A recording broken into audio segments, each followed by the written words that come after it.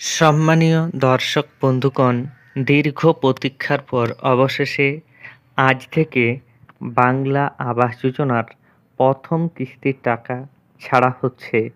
কোন কোন জেলায় আগে দেওয়া হবে, কত টাকা দেওয়া হবে, সম্পূর্ণ আপডেট রয়েছে আপনাদের জন্য।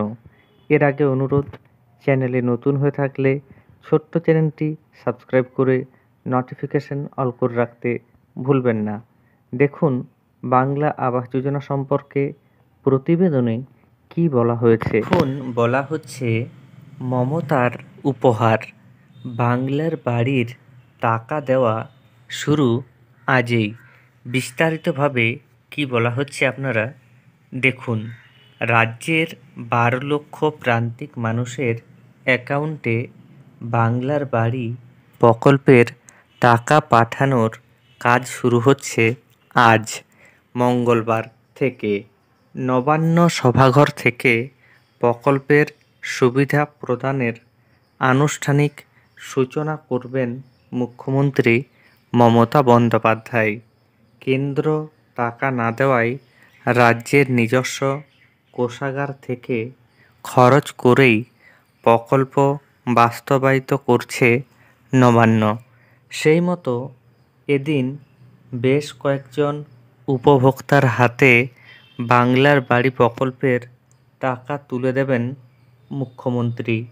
তবে সতর্ক নবান্ন, একজনের টাকা যেন কোনোভাবেই অন্যের অ্যাকাউন্টে না যায় বা এক ব্যক্তি দুবার বাংলার বাড়ির সুবিধা না পান, সেই কারণে একেবারে বিডিওদের টাকা ছাড়তে উপভোক্তাদের নামের বিল ট্রেজারিতে পাঠানোর নির্দেশ দিয়েছে নবান্ন।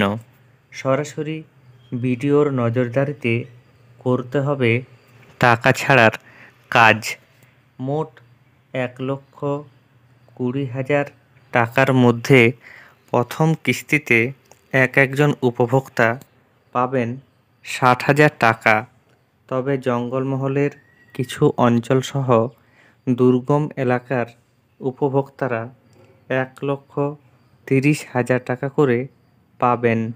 ইতিমধ্যে প্রতিটি জেলা প্রশাসন উপভোক্তাদের ব্যাংক অ্যাকাউন্টে সরাসরি টাকা পাঠানোর জন্য প্রয়োজনীয় সমস্ত কাজ এগিয়ে এনেছে।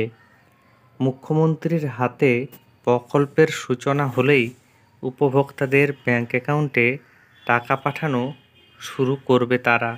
ইতিমধ্যেই পঞ্চায়েত দপ্তরের তরফে জেলাগুলিকে মোট 6,500 কোটি টাকা পাঠানো হয়েছে।